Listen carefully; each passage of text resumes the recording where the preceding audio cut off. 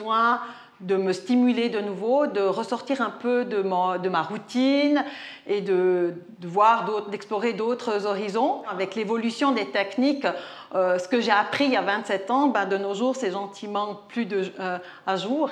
Et on a eu des booms au niveau de la chirurgie minimale invasive, par exemple. Et il a fallu toujours, effectivement, sortir un petit peu de sa zone de confort et aller chercher les informations, voir des nouvelles techniques et puis pour essayer d'être toujours au meilleur de ses capacités. Dès le départ, on met en application.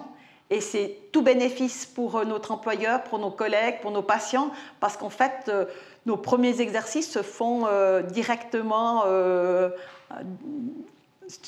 sous supervision et c'est du concret. On applique tout de suite et ça, c'est vraiment top. C'est des nouvelles rencontres qu'on fait.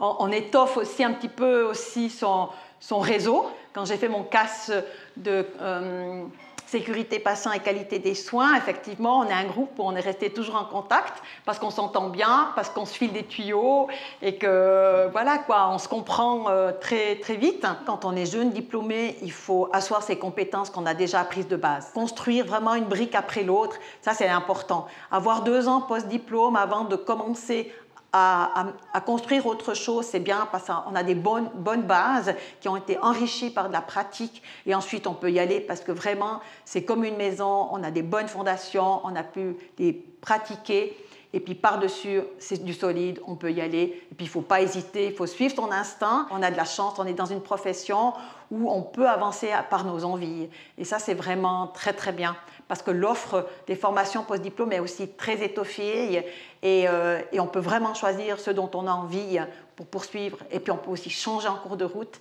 et ça c'est aussi très bien.